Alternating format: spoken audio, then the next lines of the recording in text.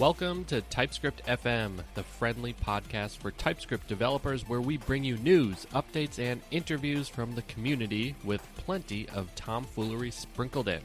I'm your host, Kamran Ayub, and I'm joined by my co-host and best bud, Eric Onerheim. Together, we're the two TypeScript fools. Welcome to the show.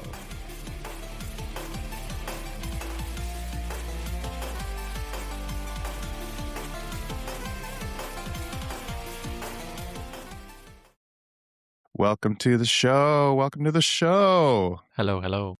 Hello, hello. We're back again a little late this week because we're tired after this weekend. That, but also it was a holiday in the U.S., so we didn't meet on Monday as we usually do. So again, this week, last week, coming out on Thursday. You know, in the cover art, that's why I put on there every Tuesday and Thursday so that we have that. We can flex a little bit. Yeah, we should probably be, instead of an and, it should be or. That's right, yeah. I should use a union type there instead of an intersection. It's Tuesday if everything goes to plan. That's right. It's Thursday if we're tired or we have a holiday and I'm full of pie and cookies. That's right. That's okay though. I've been reading a book, and I'll get to that when I talk about my cool links. But what did you do besides Memorial Day? I, for the first time in a very long time, played a video game until 2 a.m, which hasn't happened to me in a good long while. Yeah. I haven't really played many video games other than like Balatro. And I played Slay the Spire 2 for like 4+ hours on Sunday night and Monday night. And it wasn't good because I was definitely running low on sleep. But that is a really good game. Yeah, it sounds good. I haven't played it. It's so much fun. It's a roguelike deck builder. Mm-hmm. One of the games that really popularized the genre, but it's kind of like a fantasy theme. You have to build up your deck of attacks that you can do. So it's like if you've ever played Magic or Hearthstone, you have like this mana every turn and you draw your cards and you can play your cards, and then, you know, you and the enemy go back and forth. And it's a blast. It's really hard too. Like it's in my opinion really well balanced because it's a challenge every time. Okay. To do the runs. So it's not. Is it a platformer or is it you're playing like a card game basically? You're playing like a card game. Okay, because I'm thinking of Hearthstone. Yeah. Okay. Yeah, and it's you're playing these cards and these characters fight. Cool. Basically in front of you. Okay. Very nice. Yeah, so it's like Final Fantasy fighting, you know, like where they're lined up on the left side of the screen and then the right side of the screen, and they're fighting when you play cards. That's cool. This last week I got a new watch, Pixel Watch. Ooh, yeah. I'm showing it on screen, but you can't see it, dear listener. But I chose the red theme. With Tron Ares theme. Yes. Yep. With less Jared Leto though. Yeah, because one of my goals for 2026, 2027 is to exercise a bit more and get more regular with it as a habit. And I had a Fitbit a long time ago, and I liked it because it tracked my steps and my sleep score and things like that. But then I lost it in a corn pit. They probably find lots of gold in there. So many like families and stuff are playing in there. Yeah, well, that's the secret. That's they lure families in, and then all of the heavy metals will sift to the bottom of the corn pile. In fact, we almost lost our van key in there.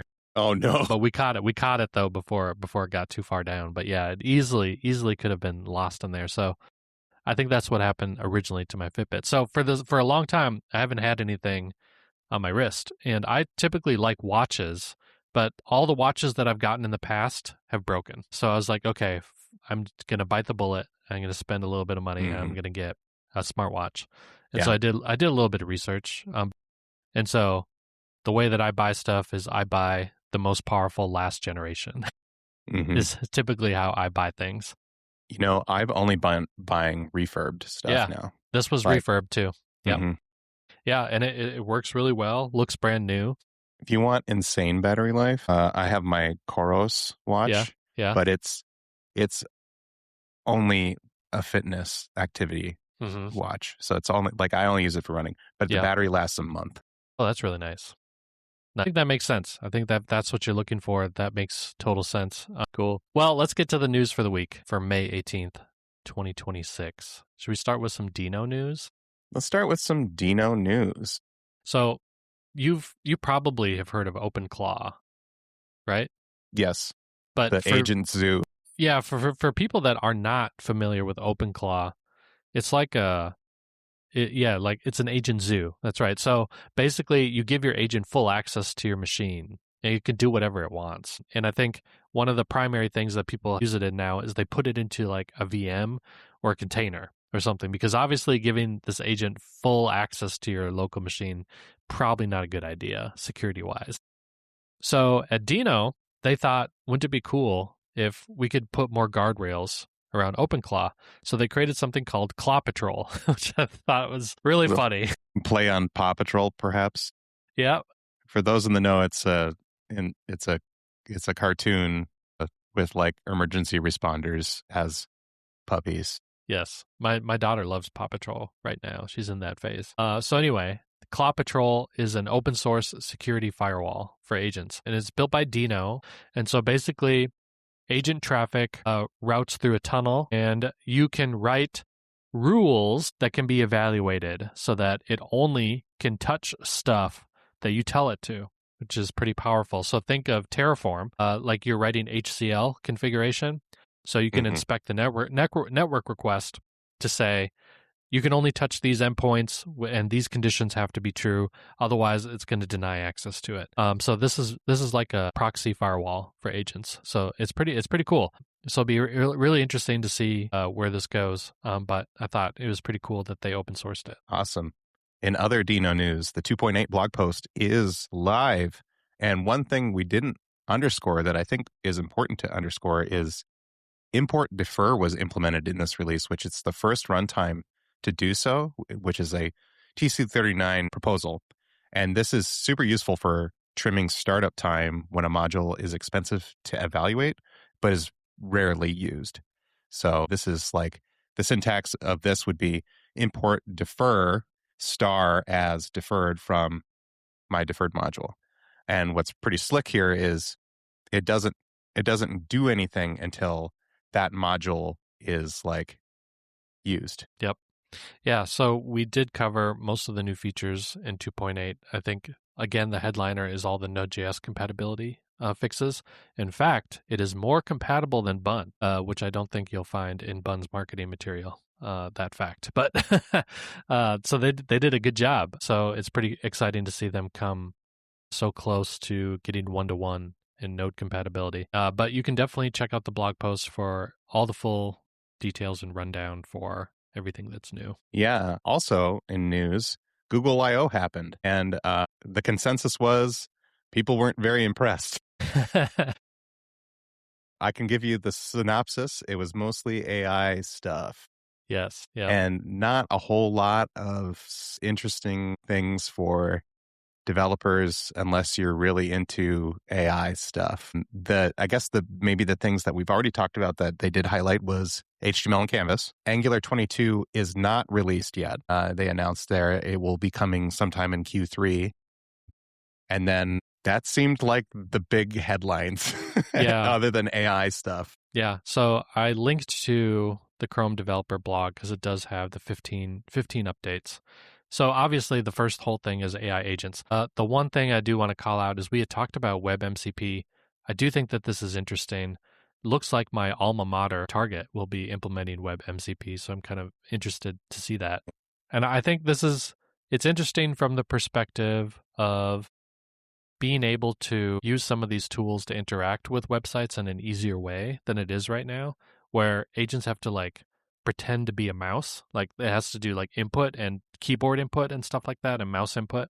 Whereas WebMCP is more like, I just want to create a functional API over my screen interface. So we'll see. I haven't really seen too much traction with this. So it'll be kind of interesting to see what these big companies are going to do with it and whether or not end users are going to use it. Like that's, right. I don't know. You know what I mean? Yeah, like, I seriously doubt it. As a developer, maybe I'll use it, but like my mom or like my wife, like they're not going to be using WebMCP. So, yeah. Well, I think there's just a ton. of security implications here of all kinds. And just like, like with Claw Patrol, if you have tool calls that can do bad things on your behalf, like if you're a consumer logged into Target and you have WebMCP able to interact with the page and Yeah.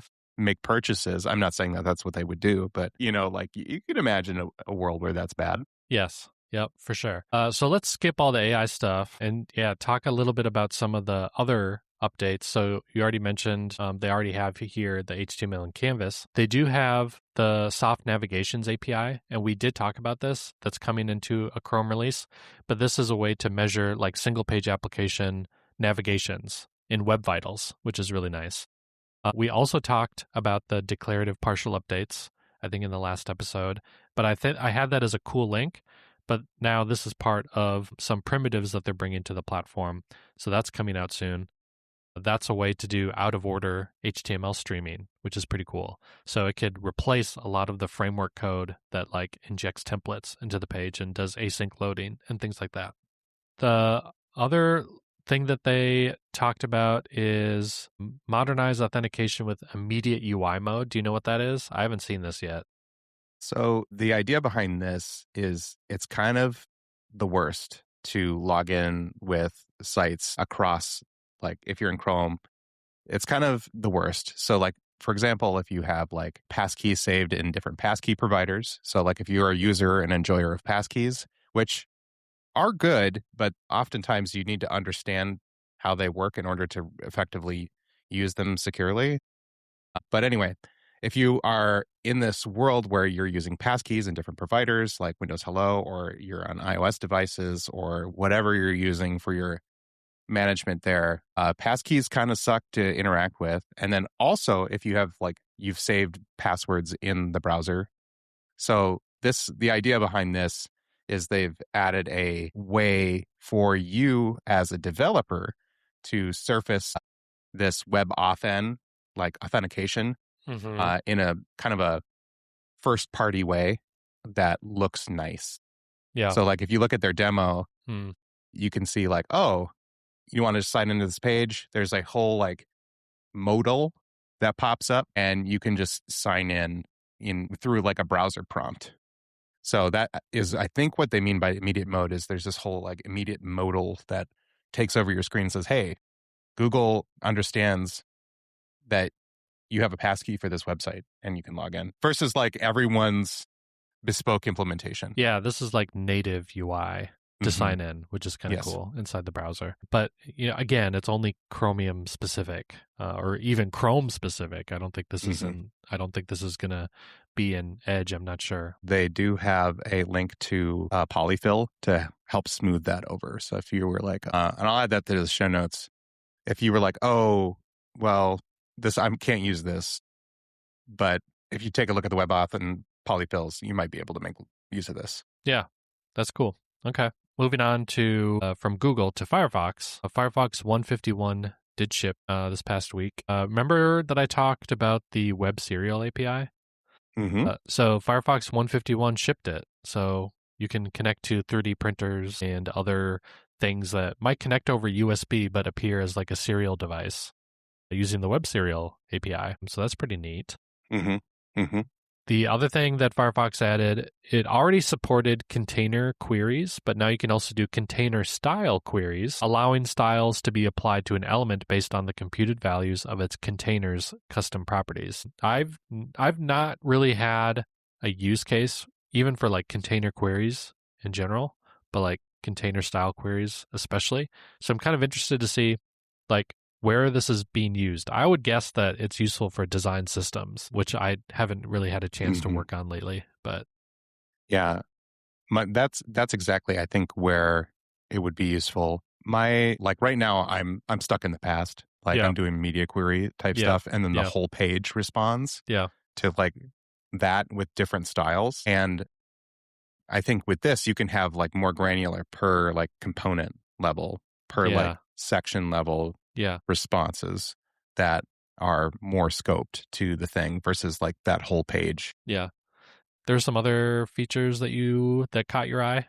Yeah, there was document picture-in-picture API. So this makes it possible to open an always on top window that can be populated with arbitrary HTML. For example, you can have like custom controls over a set of like streams showing participants in a video call. Yeah. Like, for example, if you've done like Google Slides presenter mode, you might have like that presenter window. You could do something like that.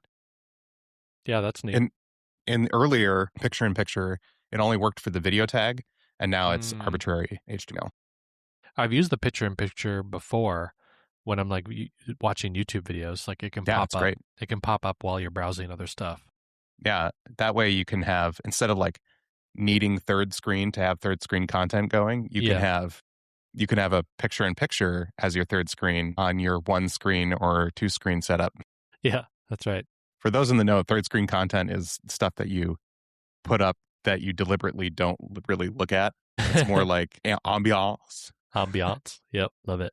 They do have all the release notes, so we'll link to that. But those are kind of the highlights. We do have some Security Corner PSAs. Mm-hmm. So, how we've been sort of lamenting that NPM has been really quiet lately? They finally are doing something. So there's a couple different things.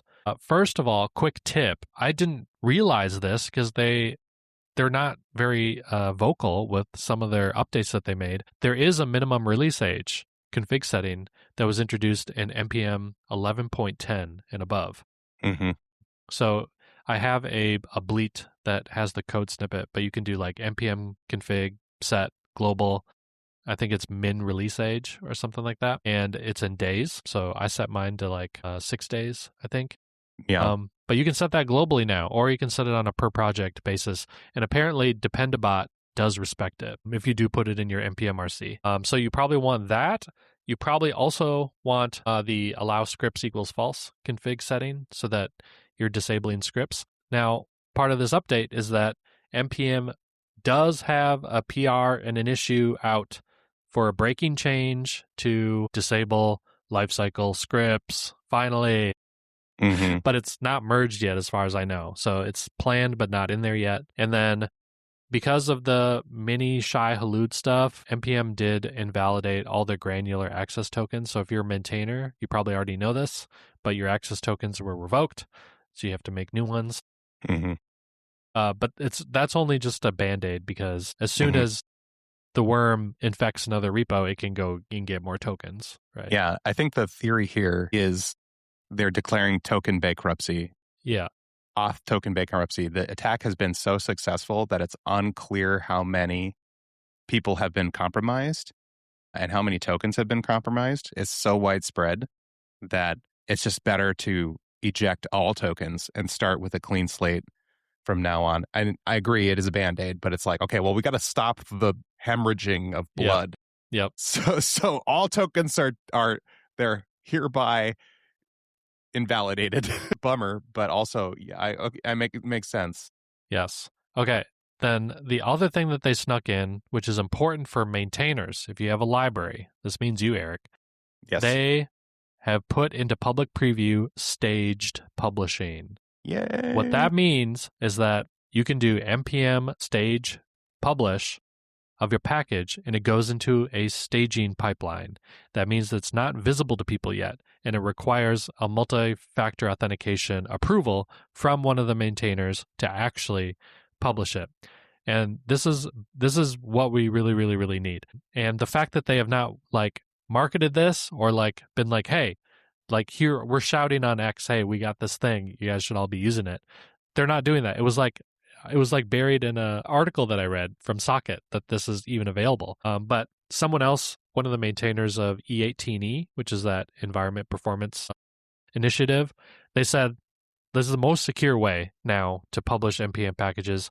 You should be using staged publishing with OIDC with provenance. And that is the most secure way to publish an npm package today.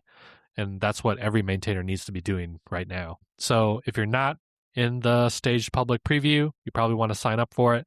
There will be a way to disable regular publishing because one of the workarounds, obviously, is if a malicious actor got inside your CI/CD pipeline, they could just issue a regular npm publish and everything would go as it would go today. So there will be a way to restrict it so that your package can only be published through a staged publish. But one of the trade-offs is that if you have something that makes a lot of packages a whole bunch of times, Like you're gonna have to approve them.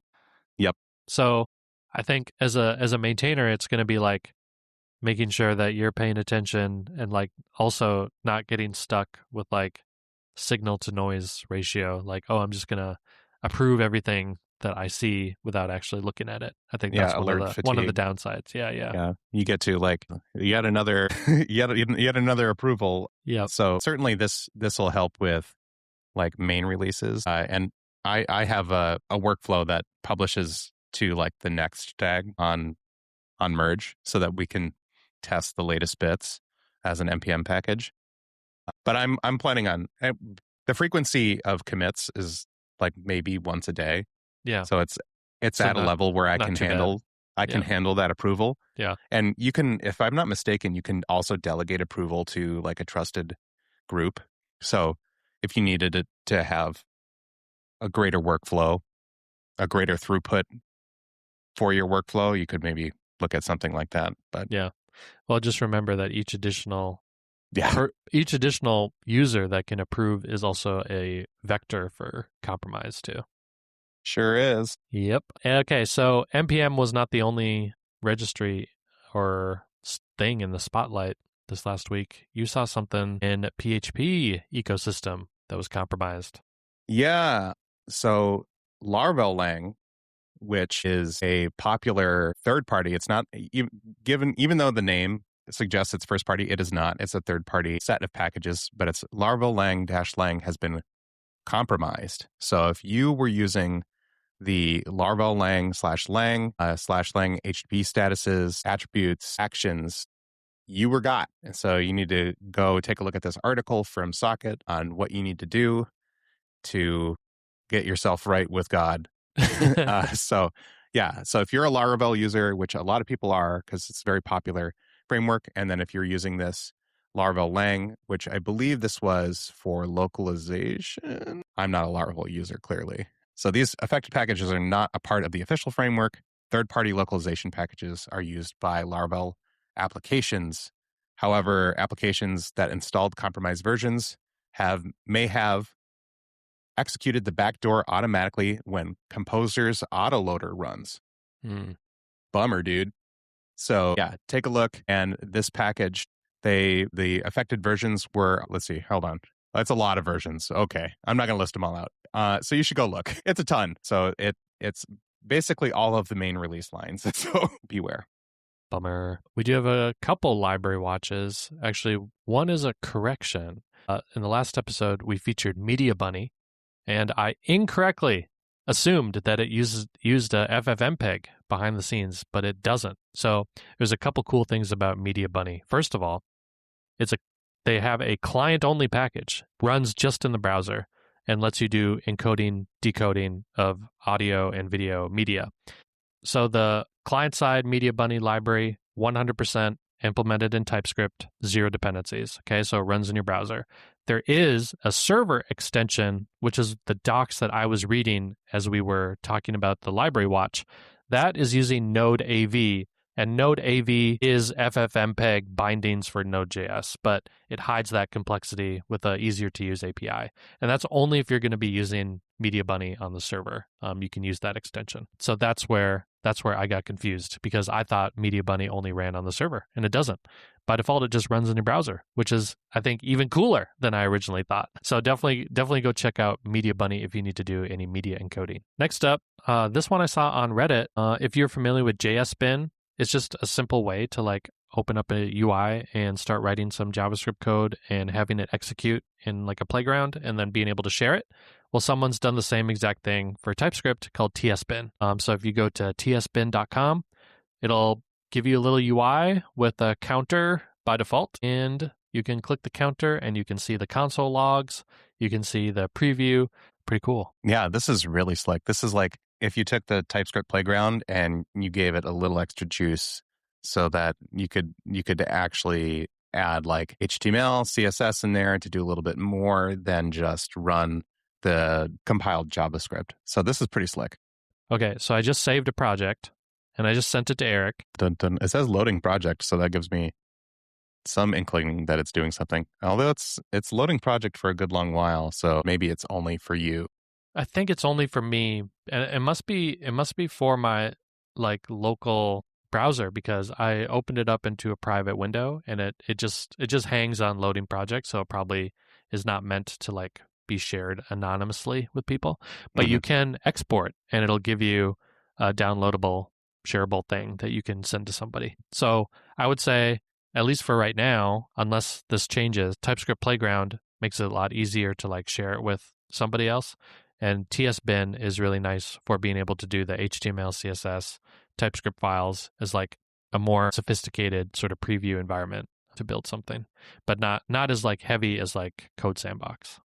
Cool. All right. Moving on to some community highlights. Socket blog has a good article on how AI is impacting open source. The one thing that just the like high level takeaway here, the way that they analyzed the number of npm packages that have been published with the help of AI, or at least had AI touch it, like is just based on the readmes. And they have a stat that is readme contains m dashes. So basically, like they said it's probably normal to expect like 5% of the m dash sort of background radiation is produced by humans, but there's been such a sharp increase, over 30%, which indicates that AI is indeed employed in the creation of new npm packages, and it's more than doubling the number of packages per month, which is unreal. Oof. Yeah. Then it goes into like maintainers of projects that are like getting PR fatigue. Some have like closed off and banned people from creating PRs. Some have closed off PRs entirely. It's just like it's becoming like fatigue driven, which is not good.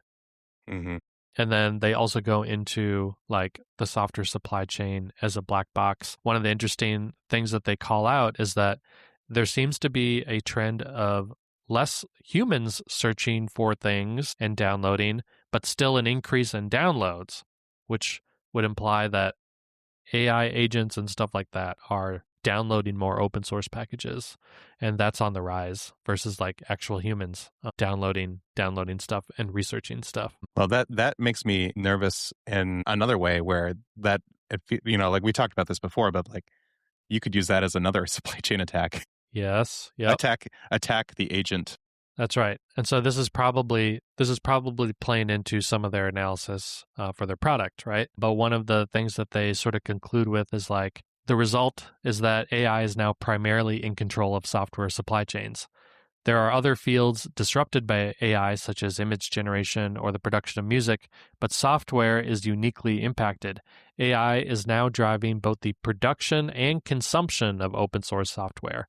AI-generated music ends in human ears, and AI-generated images mostly benefits humans, but AI-generated software is an Ouroboros, a snake eating its own tail, which is just getting started. I sort of like that. Yeah. No, that analogy I think is extremely apt. Yeah. So basically, the software supply chain is now an automated black box. So this is, and I think this is why we are seeing such an impact of security and AI coding agents and stuff like that, and why it lends some credence to my prediction that security is what will drive a lot of AI and LLM adoption as like defenses against vulnerabilities and things like that. But let's move on to the next community highlight. This is from Alex Leung. Sorry if I pronounced your name incorrectly. But they talk about ergonomic effect. So again, we're probably due for an episode that dives deeper into effect TS, but this is the framework that is a opinionated framework for building TypeScript applications that has more guardrails and definitions around things. One of the ways to describe it is like the missing TypeScript standard library. So Alex talks about it has algebraic data types. It has return types that encode error information. So that's like result types, right? Exhaustive pattern matching, first-class dependency injection, which by the way is at compile time, very interesting, and type-safe schema decoding. And so Alex likes effect, but what I really like about the blog post is he talks about all the awkward parts of it that Mhm. he's been able to work around and like create more effective, pragmatic effect code. So that if you've ever tried effect in the past and you've been like, oh, this is definitely not my PAPS TypeScript, right? Mhm. And it feels a little bit awkward. Well, he goes into those details for like, here's how it looks by default. Here's how I've tried to make it more ergonomic. So I think if you've checked out effect in the past and it maybe wasn't for you, this blog post will be a good sort of primer on how to write more ergonomic effect. Because I think I mentioned last time, I've been seeing more stuff around effect, especially for AI agents, because it gives them all these like guardrails and stuff to make TypeScript more Mhm. sound, to make a more sound Yeah. application. It remind not in syntax, but it does remind me in effect to Elm, where if it builds, it'll run. Mm-hmm. And that's, I think, the goal here with effect is, hey, I want to know a priori at build time that this will not crash. But yeah, this is the main reason I was scared off of effect was the ergonomics. Like Alex has a great picture of the error noise. What part of the problem with these like deep type chains, like, you might have done this if you were doing like NGRX or RxJS, is you got one type error in that long type chain and the entire thing lights up with Yes. red squigglies. So Yes. like you got like hundreds of lines of red squigglies. And that is a huge turnoff. So that's what Alex is tackling here is like, okay, how do I find the precise error location and also preserve the good things of effect? And I think they find like a really practical middle ground here. And it makes me want to take another look at effect. That's cool. Yeah. I think we both should, and then we should do a episode on it. That'd be fun. James Smith published on LeanPub, Build Your Own X from Scratch. And they added a build your own server from scratch in Node.js. And this is their book. You go about building your own web server in Node from scratch. So if you're curious about how to do that, might be worth a look. Yeah, and James has a bunch of other build your own books. Like if you go to buildyourown.org, he's got build your own Redis with C and C++, build your own database from scratch in Go, from source code to machine code, build your own compiler from scratch. Ooh, that sounds fun, Eric, right? That does sound fun. And then the latest one is build your own web server. Now, it's not just like, here's how to make an HTTP server. It goes into network programming, how to build a socket API and the event loop with Node.js, protocol design and implementation, promises and async await, learning more about HTTP in detail, including the semantics. And it also talks about some of the more overlooked, like production aspects, like back pressure and resource management. And you also build a WebSocket extension that is the message-based protocol, and it also introduces some concurrent programming. So this looks like a pretty cool in detail book. Mm-hmm.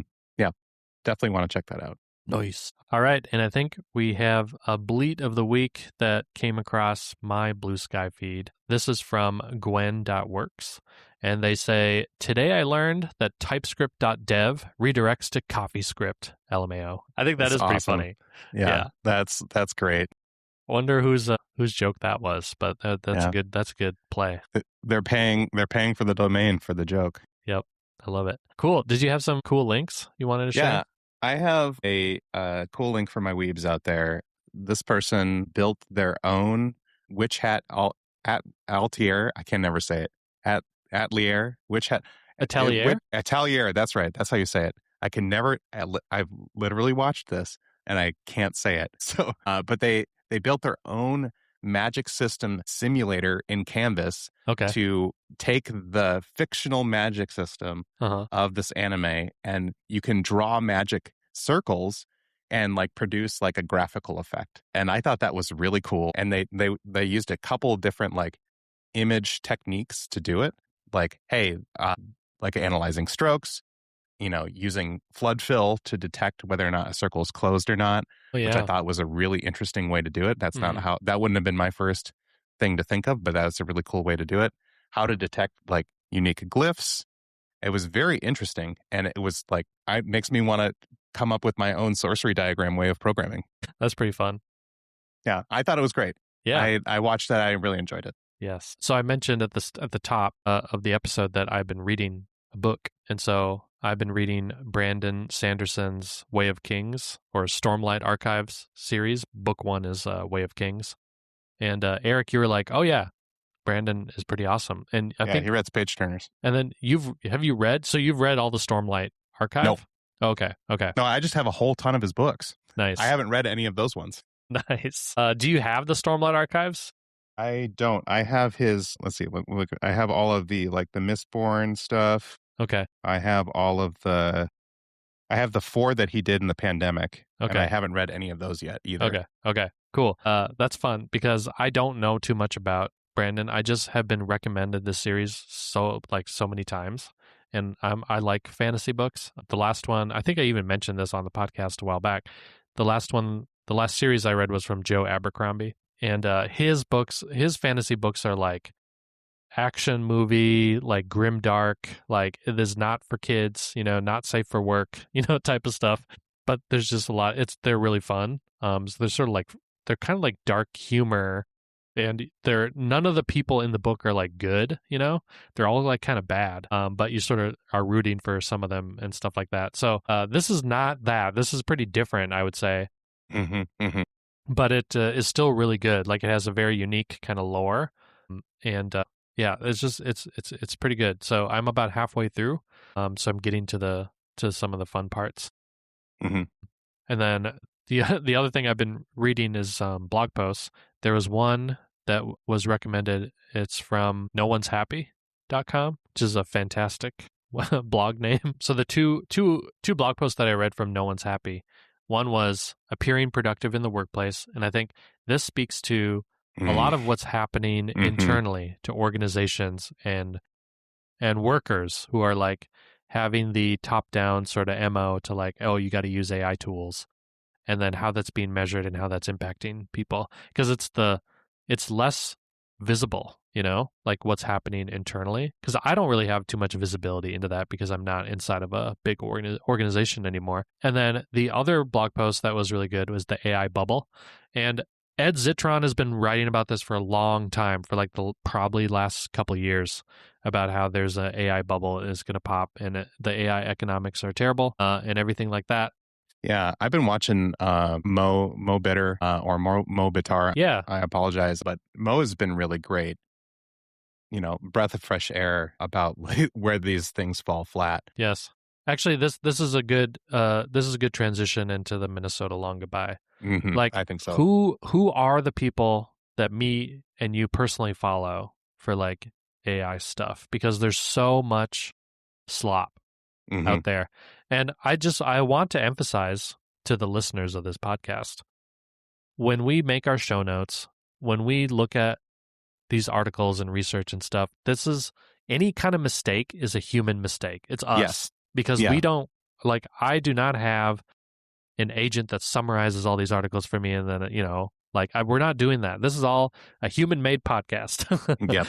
Yeah. And you have no idea how much slop we have to wade through on the Blue Sky feed, but also on Reddit and other places like that, where we have to go into every single article and like actually pay attention to what it's saying, because there's so much stuff that is just like, it's clearly like LLM generated. And we're like, and my philosophy, or at least our philosophy on the podcast, is like, we don't want to share stuff if someone didn't put in the effort, to write it. Like, I don't want to have to read something you didn't put in the effort of writing. You know what I mean? So that's why in our community section or in our cool links, like, we try to elevate actual content that people are writing. But like, who are you following to get information from? Definitely Mo. So that's Mo Bitar. Or more Bidar, yeah. Yeah.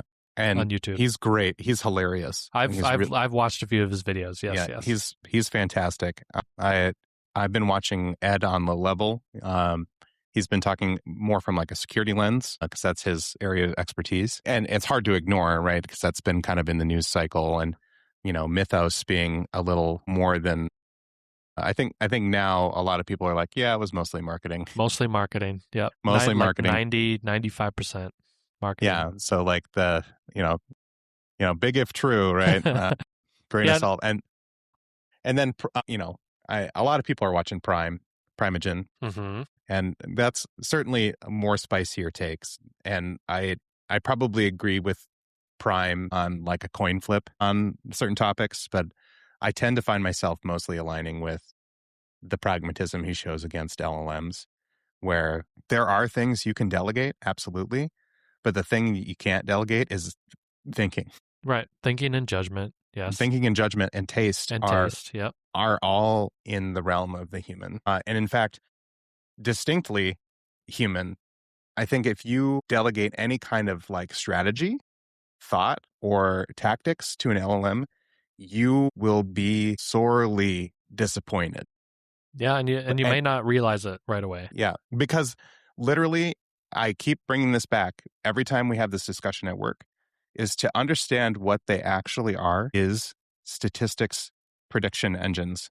So they are extremely good at producing text that is in their training set and remixing text that's in their training set. If you have a novel problem, or if you have, a strategy at all, it's not thinking, even though they say thinking and reasoning, it's not actually doing it, it's just running it through itself multiple times to try and produce a statistical output. So if you are thinking about these things as statistical output engines, and you say, well, is the sum total of internet garbage good? Like for coding, maybe. For small bits of coding, maybe. Because like that's pretty well understood for small slices of mechanical tasks. But for things where you're trying to produce novel information or novel strategy, right, it's not going to do that. Well, it's not going to reason. For stuff that you don't know anything about. And I think this is the point of view or the angle that No One's Happy blog post goes into for appearing productive in the workplace. If you can't discern the outputs, don't use AI for it, because what it produces is going to be something that you can't verify as an expert. So then the question is, well, what do you use it for?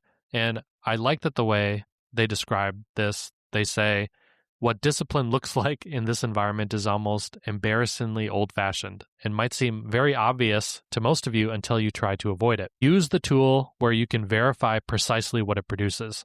Never ask a model for confirmation. The tool agrees with everyone, and an agreement that costs the agreeer nothing is worth nothing. That's a quotable quote right there. So yeah, I think we can continue like going down this rabbit hole of stuff, but I think this is probably a good place to leave it.